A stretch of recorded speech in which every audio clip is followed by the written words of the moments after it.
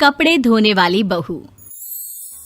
शादी के पहले से ही विभा को कपड़े धोने का बड़ा शौक था। कभी नल के नीचे तो कभी तालाब के पास। अरे मेरी नीली वाली लुंगी नहीं दिख रही है। विभा की अम्मा, कहाँ रखी है लुंगी? अरे वो तो विभा ने परसों ही धोकर रखी थी आपकी अलमारी में, देखो वहीं होगी। वो ना मैंने आज धो दी, मुझे लगा कि गंदी हो गई होगी। अरे कैसे गंदी हो गई थी? उसे तो मैंने पहना भी नहीं। हे भगवान, इस लड़की के कपड़े धोने की आदत से परेशान हो गया हूँ मैं। जितना तो घर में राशन नहीं आता, उससे कहीं ज्यादा डिटर्जेंट पाउडर का खर्चा है। इसकी शादी करवा दो, शादी जाए अपने घर में ही करे काम, फिर चाहे घर के कपड़े धोने हो या पूरे गांव के। हाँ ठीक बोल रही हूँ, देखता हूँ मैं कोई लड़का। वो दिन भी आ जाता है जब विभा को देखने लड़के वाले आ जाते हैं। लड़की मुझे अच्छी लगी। होने वाली सास कहती है, बेटी अगर कुछ पूछना है तो पूछ लो। वैसे तो हमारी लड़की बहुत ही शर्मीली है, जो बोल दो वो मान लेती है, इसे क्या पूछना होगा। अरे कैसी बात कर रही हो माँ, मुझे इन लोगों के घर रहना है, सवाल तो कई है। हाँ हाँ बेटा, पूछ लो ना, क्या पूछना है। आप लोगों के घर कपड़े कौन धोता है? सास का मुंह बन जाता है।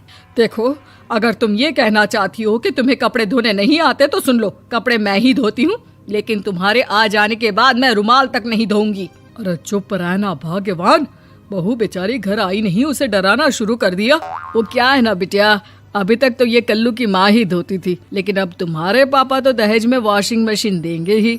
तभी विभा की माँ बोल पड़ती है, सवाल भी पूछा तो क्या। वैसे भाई साहब, मशीन की तो फिर भी कपड़े धोने की कैपेसिटी होती है। मतलब जो बिटिया दे रहे हैं ना विभा, इसे कपड़े धोने का बहुत शौक है। ये आप लोगों के क्या, आस पड़ोस गांव मोहल्ले सबके कपड़े धो दे और उफ तक ना करे।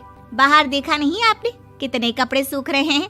सब हमारी बिटिया ने ही तो धोए हैं। बस भी करो ना माँ, शर्म आ रही इतनी तारीफ सुनकर। और तो और एक दाग निकाल कर दिखाओ तो मान जाओ। हाँ अच्छा, माफ करना बेटा, मैंने गलत समझा। हमें तो रिश्ता बहुत पसंद है। और ऐसे जुड़ जाता है रिश्ता कपड़े धोने का शौक रखने वाली विभा का। उसकी शादी हो जाती है कोयला फैक्ट्री में काम करने वाले कल्लू के साथ। शादी के बाद अचानक विभा चिल्लाती हुई सास के पास आती है। सासू माँ, अरे सासू माँ कहाँ है आप? ये तो धोखा है, धोखा दिया आप लोगों ने मुझे। इसे ससुर के चक्कर के बारे में पता चल गया। अरे तो उसमें तुझे क्यों धोखा मिला है? अरे नल में पानी नहीं आता, कपड़े कैसे कब धुलेंगे? अच्छा, तू पानी नहीं आ रहा उसकी बात कर रही है। तो आपने क्या सोचा? कुछ नहीं। अच्छा, तेरी माँ ने कहा था कि कपड़े धोने का शौक है तुझे, याद आया मुझे। शौक बोलकर कपड़े धोने वाले मेरे जुनून को कम ना आके सासू माँ, कपड़ा धोना मेरा गुरूर है।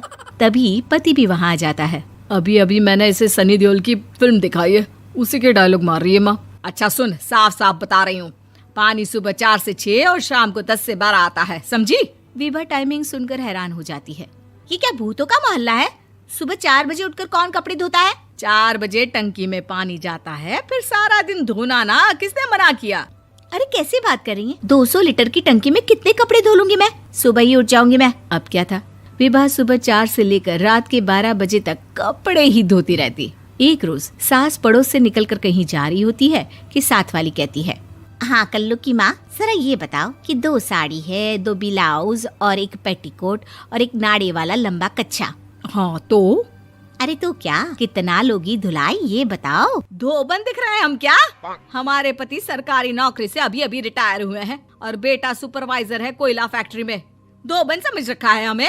हाय रे कल्लू की अम्मा, माफ कर दो, वो तो मोहल्ले में यही सब बता रहे थे कि तुमने बहू को कपड़ा धुलवाने के काम में लगा दिया है। सास को पड़ोसन की बात सुनकर गुस्सा आ जाता है। वो घर पहुंचती है जहां घर के बाहर ही इतने सारे कपड़े सूख रहे होते हैं जितने कि किसी धोबन के घर पर। अरे ओ कल्लू की दुल्हन, बाहर निकल। माँ जी यहीं आ जाओ, बाथरूम में चादर धो रहे हैं हम। अरे अभी हम धोते हैं, तुमको बाहर निकलो। ये आस पड़ोस वाले बोल रहे हैं कि हम बहू से कपड़े धुलवा कर उसे कपड़ा धोने वाली बना दिए हैं। अरे छोड़ो ना माँ जी, किन लोगों की बातों में आती हो? आस पास के लोगों का तो काम ही होता है कि वो किसी तरह सास बहू को लड़ा दे। बहू सारे घर के कपड़े धोती है, ये क्या कम है? बोलिए। सास को भी लग जाता है कि वो बहू का ये सनकीपन नहीं छुड़वा सकती, इससे अच्छा है कि खुद ही चुप हो जाए।